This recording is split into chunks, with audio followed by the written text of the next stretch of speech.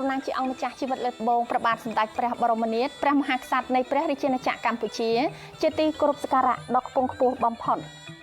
សូមក្រាបថ្វាយបង្គំសម្ដេចព្រះមហាក្សត្រីព្រះវររាជមាតាជាតិខ្មែរក្នុងសេរីភាពសេចក្តីថ្លៃថ្នូរនិងសុភមង្គល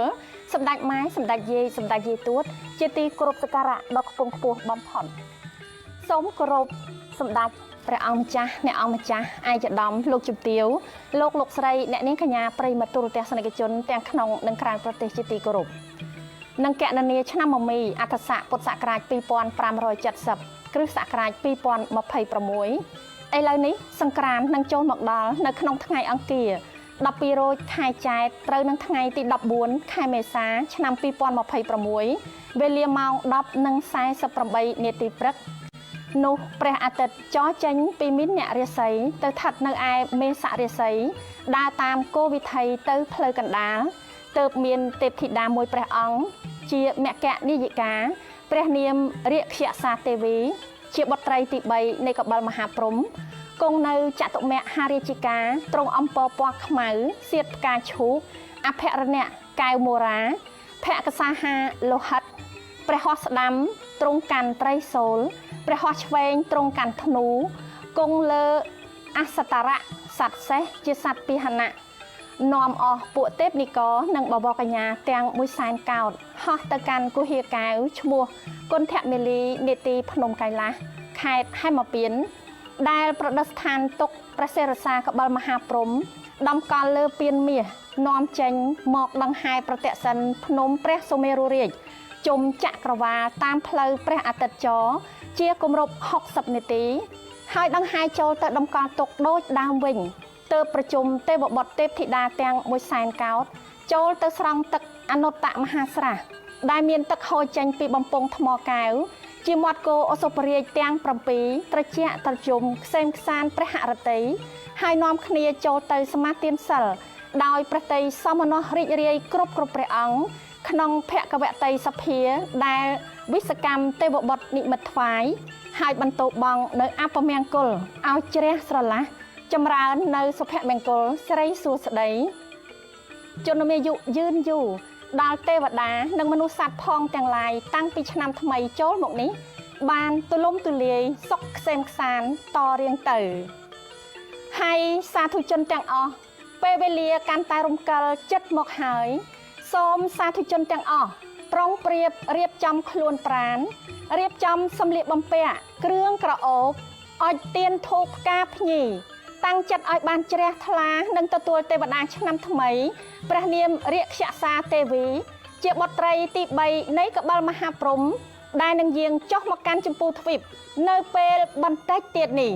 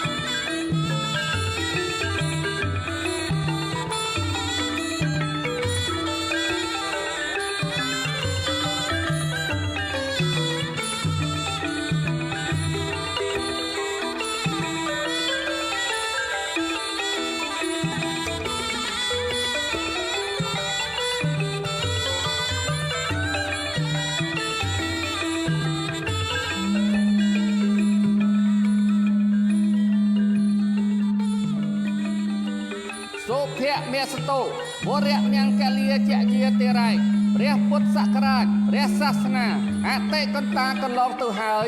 បាន2569ព្រះវស្សាត្រឹមថ្ងៃសុក្រពេញបរមីនៃខែពិសា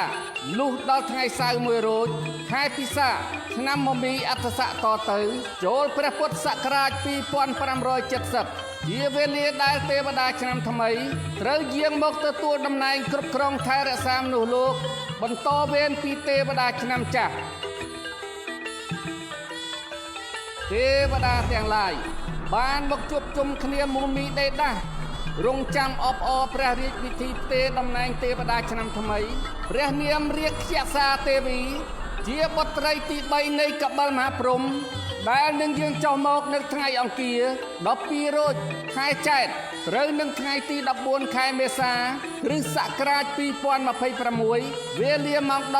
10:48 នាទីព្រឹក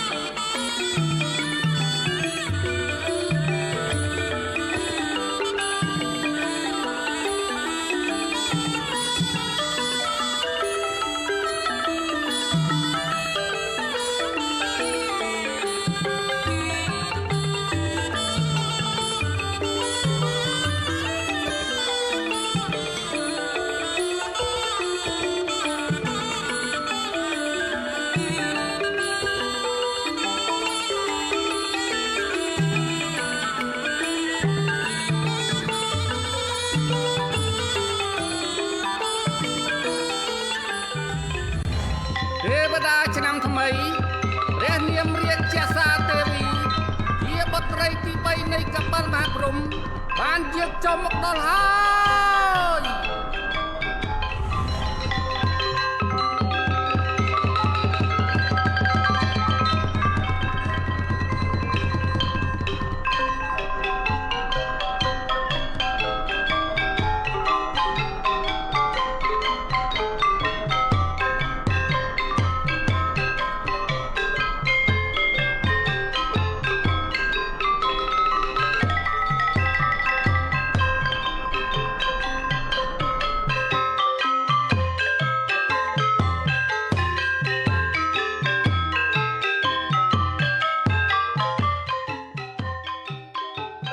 ខ្ញុំម្ចាស់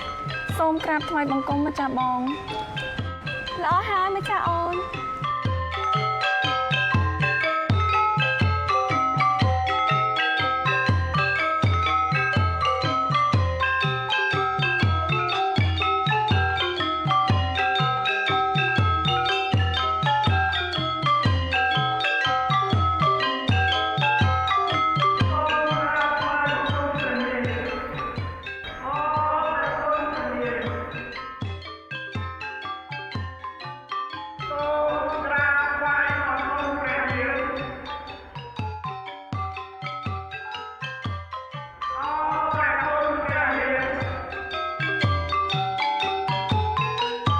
ម្ចាស់បង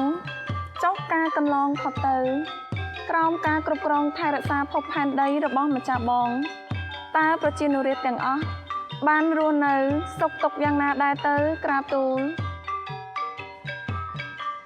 ម្ចាស់អូនរយៈពេល1ឆ្នាំកន្លងទៅនេះ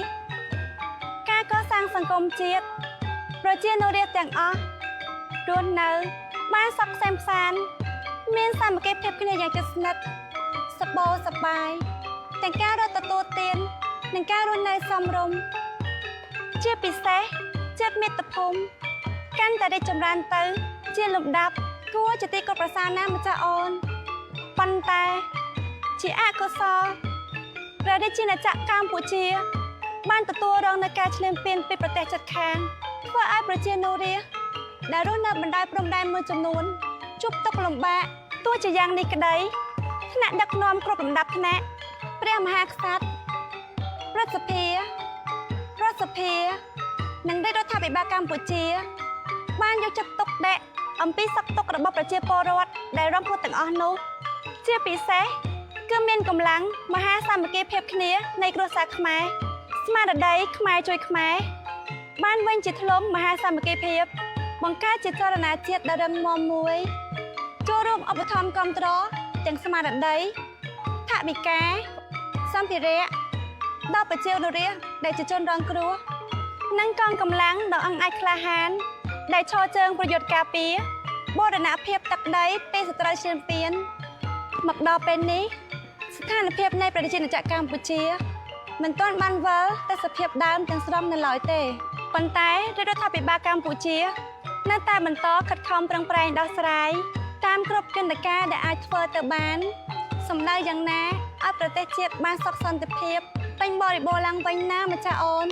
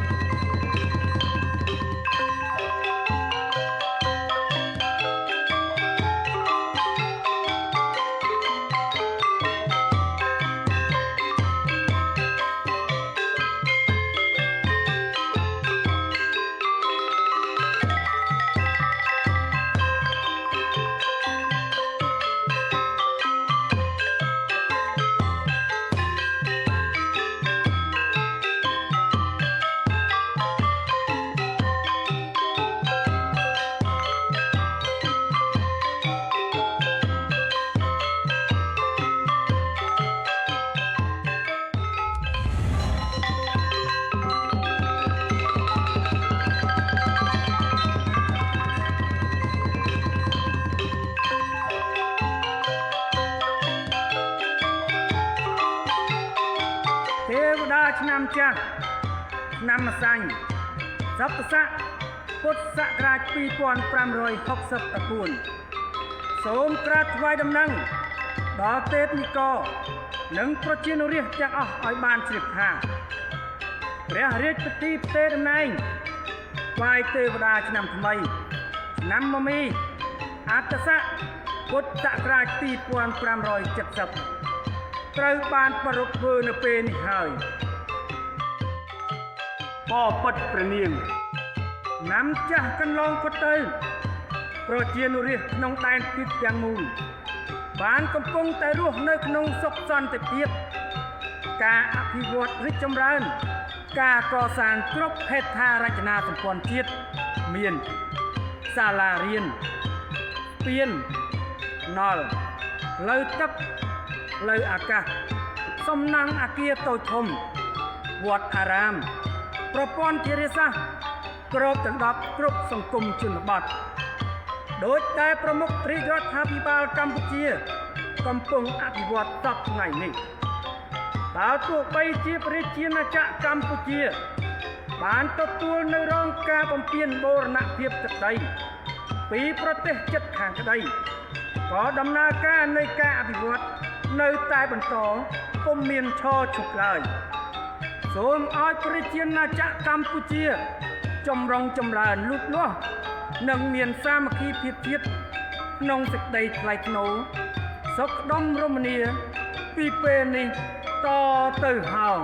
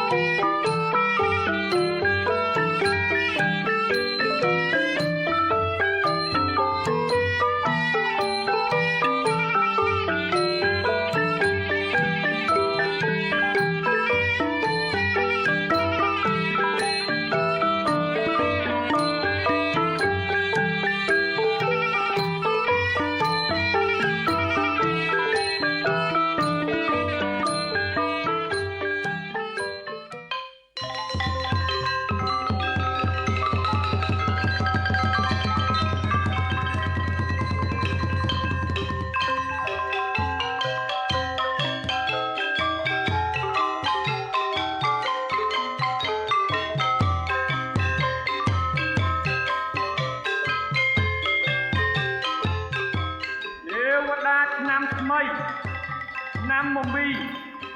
អត្តស័កពុទ្ធសករាជ2570ព្រះនាមរាជសាទេវីជាបុត្រីទី3នៃកបិលមហាព្រហ្មសូមប្រកាសទទួលតំណែងគ្រប់គ្រងភពផែនដីបន្តវេនពីទេវតាឆ្នាំចាស់ចាប់តាំងពីពេលនេះតទៅហើយហើយសាធុជនទាំងឡាយអើយអស់រយៈពេល3ថ្ងៃ3យប់នេះតទៅចូលអ្នកខិតខំសន្សំកុសលជំរះនៅមន្ទិលសៅមងទាំងឡាយតាំងចិត្តរក្សាសិលលៀងកំហុសខុសឆ្គងទាំងឡាយដែលបានធ្វើឆ្គងកន្លងមកជាមួយនឹងអ្នកមានគុណគ្រូបាអាចារ្យជាមួយចាក់ទុំញាតិមិត្តបងប្អូនដោយប្រការណាមួយនោះលាចាក់ឲ្យអស់នៅចិត្តលោភៈទោសៈមោហៈនិងអស្មិមិញៈដែលមានក្នុងខ្លួនហើយត្រូវប្រព្រឹត្តតែអំពើណាដែលប្រកបទៅដោយគុណធម៌សិលធម៌សច្ចធម៌ព្រហ្មវិហារធម៌មេត្តាករុណាមុទិតានិងឧបេក្ខាជានិច្ចរួមជាមួយសតិបញ្ញាស្មារតីឈ្លាសវៃនិងឈានទៅកាន់ភាពសម្បូររុងរឿងក្នុងឆ្នាំថ្មីនេះទេវតាឆ្នាំថ្មីសូមប្រសិទ្ធពរជ័យទាំង4ប្រការគឺអាយុវណ្ណៈសុខៈពលៈចូលកើតមានដល់មនុស្សលោកទូទាំងចម្ពោះទ្វីបទាំងមូលសូមឲ្យព្រះរាជាណាចក្រកម្ពុជាបានចម្រើនលូតលាស់ពំពោះកើនកានលើទឹកដីអង្គរដ៏ល្អបវរប្រជារាស្ត្របានសុខសេមសានកូនខ្មែររួមប្រាណសាមគ្គីគ្នាឲ្យបានសុខដុមរមនានៃមជ្ឈដ្ឋាននានាបានសុខតទៅអង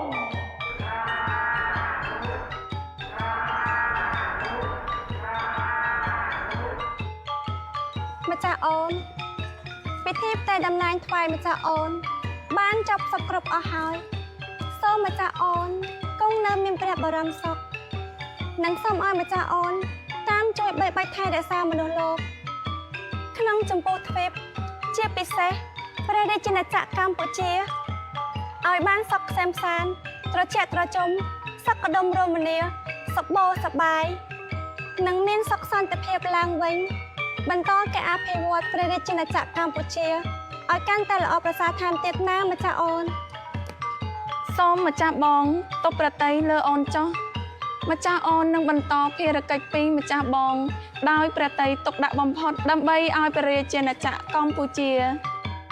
ជាចាកផុតពីទុក្ខគ្រោះភ័យពីការឈ្លានពានពីជំងឺរាតត្បាតទាំងឡាយនិងឲ្យកាន់តែសបោសប្បាយជាភាយុភាពណាម្ចាស់បង